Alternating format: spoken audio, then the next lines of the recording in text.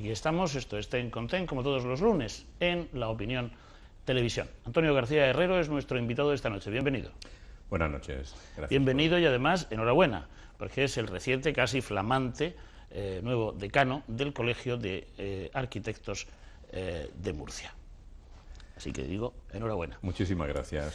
Colegio de Arquitectos que reúne a una profesión, a un sector que inevitablemente tiene que estar, de una manera u otra, ligado con la crisis. Cuando hablamos de la crisis, del famoso parón de la construcción, pues siempre lo relacionamos pues, con los trabajadores, con la inmigración, que había, en fin, se había vinculado a este sector. Hablamos también de los empresarios y de los promotores urbanísticos, y casi siempre nos olvidamos de los arquitectos, que son realmente los hacedores y los diseñadores de esas construcciones que de una u otra manera pues se han parado, y ahí están las grúas solitarias esperando la mano de nieve, que decía alguien. Bien, bueno, pues vamos a empezar por ahí, que además yo creo que es lo que más interesa. Ustedes acusan la crisis como el que más, ¿verdad? Además, en nuestro caso, es que tenemos 3 crisis, o 4, yo diría. La primera crisis es efectivamente la crisis económica, particularmente dura en el sector de la construcción, por tanto en el sector de la arquitectura y del urbanismo. Tenemos también una crisis legislativa, una crisis dura, porque de pronto han aparecido en los últimos año y medio 2 leyes, una que es una transposición de un decreto, que es el que llamamos Decreto de Bolonia, que afecta a la formación de los arquitectos, de todas las titulaciones en toda la universidad, pero también fundamentalmente a la formación de los arquitectos. Y por último tenemos la ley Ómnibus famosa, que plantea medidas de liberalización de todos los mercados y que afecta, por supuesto, a los colegios profesionales y al ejercicio de las profesiones. De manera que nos encontramos en una situación realmente difícil. Y luego hay otra crisis que yo creo que también conviene reflexionar sobre ella, y es la crisis de valores éticos. Cuando uno va corriendo desenfrenadamente en una dirección, a veces se olvidan los principios fundamentales del comportamiento. Y esto que está sucediendo en nuestra civilización y en nuestra sociedad, yo creo que también de alguna manera a los arquitectos nos ha venido a influir un poco. Entonces, cuando me refiero a los comportamientos éticos, me refiero al comportamiento deontológico, me refiero a que toda la civilización, entiendo, que debe de alguna manera reflexionar y recuperar principios éticos de comportamiento que hoy prácticamente tenemos un poquito olvidados. A ver si lo traduzco, sobre todo este último punto.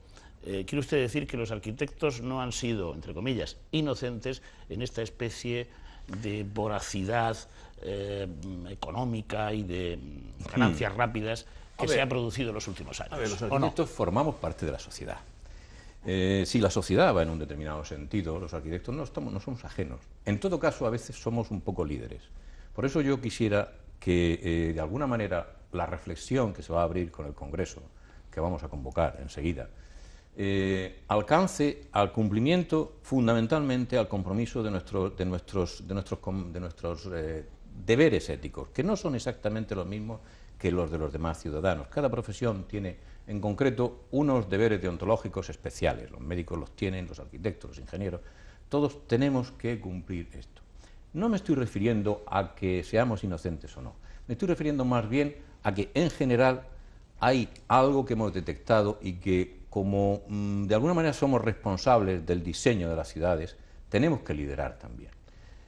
Hace algún tiempo, yo ya empiezo a tener también algunos años, cuando alguien era sorprendido en la comisión de un delito, su principal preocupación era demostrar que no lo había cometido.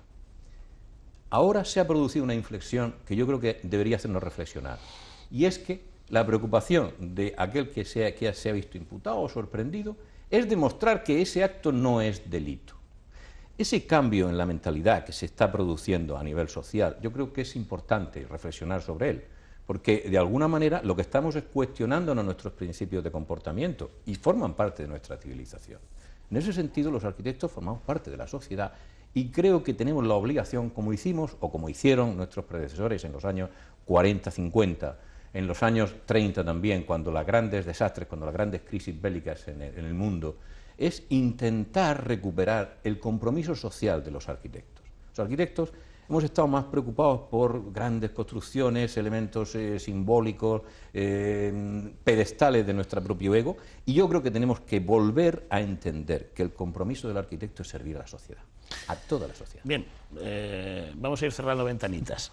Ha aludido usted de pasada a un congreso del que no tenemos noticia, o por lo menos yo no la tenía hasta este momento. Quiere decir que una de las primeras decisiones que usted va a tomar como decano del Colegio de Arquitectos es la convocatoria de un congreso. ¿Un congreso de qué características y para qué?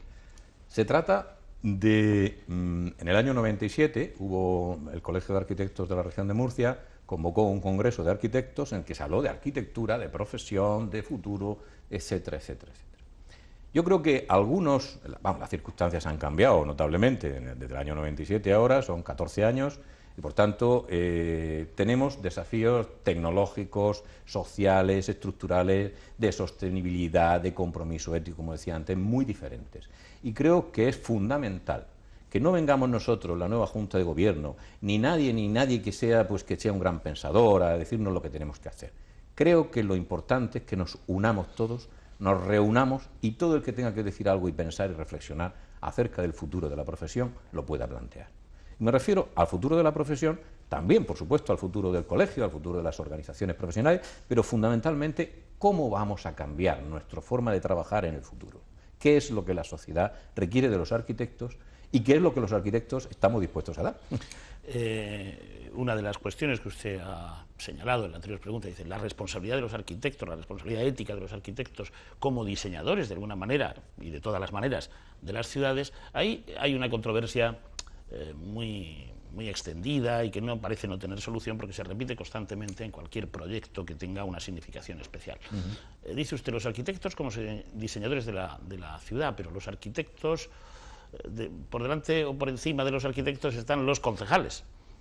Lo digo caricaturescamente, pero digo, está el poder político, que es a quien le corresponde decidir cómo se estructura la ciudad. Y luego vienen, teóricamente, los técnicos y lo realizan ya ofreciendo sus soluciones. Pero a veces no ocurre así, a veces los arquitectos son quienes determinan un determinado modelo. Hay un conflicto ahí siempre entre política y arquitectura, que supongo que usted lo contempla, ¿no? Lo ha habido siempre, a lo largo de toda la historia. Es decir, el administrador, el político, tiene unos conocimientos y tiene unas responsabilidades, y yo entiendo que unas motivaciones también. Las motivaciones deben ser el mayor servicio posible a la sociedad a la que representan. Eso partimos de ahí. ¿Cuál es nuestra función? Nuestra función, entiendo que deberíamos reflexionar y modificarla en el sentido de que todas las propuestas que nosotros hagamos, las hagamos desde nuestra creatividad. Es decir, es un problema que el político que tiene que decidir se meta a técnico, se meta a artista. Es decir, él lo que tiene que hacer es contar con quienes tienen esa formación para el desarrollo de esas ideas.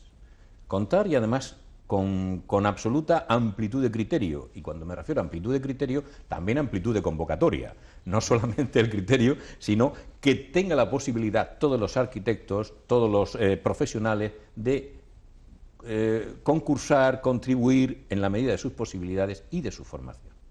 Es malo que el político invada el terreno de la creatividad de los técnicos, de los arquitectos, de los ingenieros, de los profesionales. Pero también es malo que los arquitectos, organizativamente, colectivamente o individualmente, interfieran en la voluntad de quien tiene la responsabilidad democrática de dirigir o de representar a la sociedad. Por tanto, yo creo que de alguna manera a veces se produce ese conflicto y tenemos que ser conscientes de que nosotros tampoco lo podemos hacer. Es decir, nosotros no debemos permitir que nuestra organización profesional se convierta en una plataforma política. Debemos hacer propuestas sociales, pero no propuestas políticas. Las propuestas políticas se hacen a través de las organizaciones y las estructuras políticas.